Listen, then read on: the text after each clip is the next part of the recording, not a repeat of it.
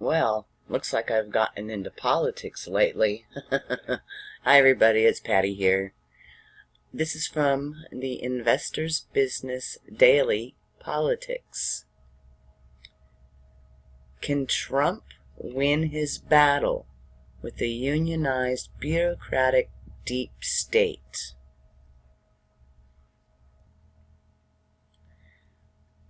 January 24th, 2017. Public unions. As the old expression goes, a new broom sweeps clean. And there's no question that the new broom in Washington, D.C. is Donald Trump. Will he be able to sweep aside the massive Washington bureaucracy, the graveyard of good ideas and democratic governance? Trump got off to a very promising start. Oh, yes, he did.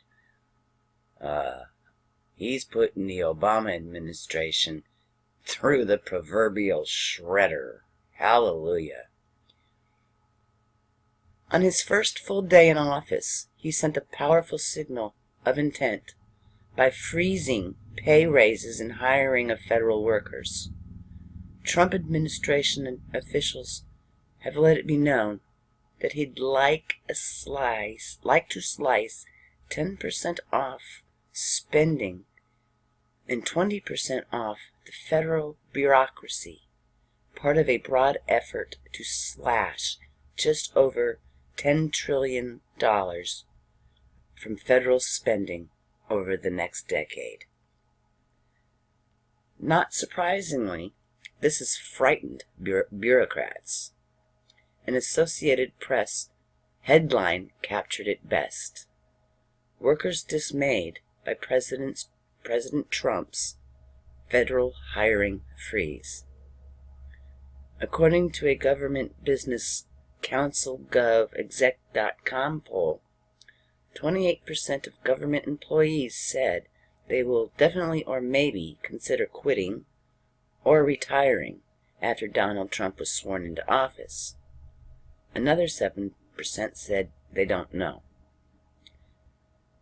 They know the axe is coming down. Things are already moving along. Last week, in the Senate, Senator Marco Rubio reintroduced a spate of bills, including one that would enable Veterans Affairs employees to be fired for poor performance or misconduct. Meanwhile, the White House on Tuesday ordered the Environmental Protection Agency to stop awarding new contracts or grants as part of a review of its operations. More action is on the way, and it's about time. What is surprising is that no recent president has taken a serious whack at our out-of-control bureaucracy, which has become a fundamentally undemocratic part of our government, unresponsive to the people, arbitrary, overpaid, and hyper-politicized. It is a giant impediment to change and reform. Yes, spending cuts are fine, since they focus agencies on what they really need to be doing, and freezing hiring for the bureaucracy is one sure way to keep its baleful influence from growing. Smart guy. But we would propose much broader reforms to create a truly responsive federal government. The 1883 Pendleton Act ended the spoils system that had begun under President Jackson and created a meritocratic bureaucracy in which jobs and promotions were based on tested ability, not on political connections. Unfortunately, in one of the major errors of his brief administration, President Kennedy, 55 years ago this month, signed Executive Order number 10988, which gave federal employees the right to join unions. It may sound noble, but it wasn't. It was a transparent effort to turn government workers into Democratic Party partisans, and it worked like a charm. Personally, I don't think President Kennedy made any mistakes, except getting himself assassinated. Okay. Union membership among government employees soared. As columnist Jonah Goldberg noted a few years back, from 1989 to 2004, AFC-SCME, the American Federation of State, County, and Municipal Employees, gave nearly $40 million to candidates in federal elections, with 98.5% going to Democrats, according to the Center for Responsive Politics. That trend continues to this day. Government employment, in addition to having a virtual lifetime guarantee of a job, is extremely well paid. A study by Chris Edwards of the Cato Institute, using data from the Bureau of Economic Analysis, showed that the average federal employee earns roughly $119,000 a year in pay and total compensation, compared to the $67,000 for the average private sector worker, which is 44% less.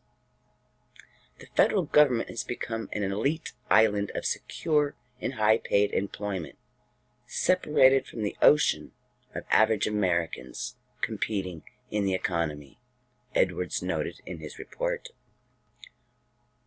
While other studies have found a similar gap, they all still see a substantial difference between government pay and private sector pay, and none show the reverse. Worse still, unionized public employees at the federal, state, and local levels have run up pension liabilities of over $7 trillion, or roughly 40% of GDP. And taxpayers will someday be asked to cough up more taxes to pay the tab. Any new president who is at all conservative, and that includes Ronald Reagan, and between you and me, I don't like Ronald Reagan, but that's just my personal opinion, quickly finds their best initiatives stymied by the legions of the most unaccountable government bureaucrats that run the permanent government.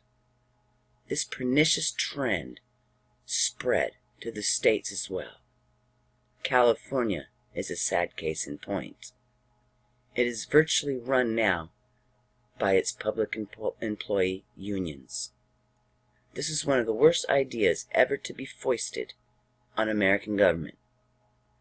Even progressive icons, Woodrow Wilson and Franklin Delano Roosevelt, warned against unionizing the federal workforce, since it meant government would inevitably become bloated, overpaid, and ineffective. That's exactly what happened. The federal bureaucracy is a barrier to reform and growth. Trump's battle with what some call the deep state promises to be epic. But in the end, the only way to make government work as intended is to abolish public employee unions entirely. Government workers shouldn't answer to union leaders, but to the American people, their employers.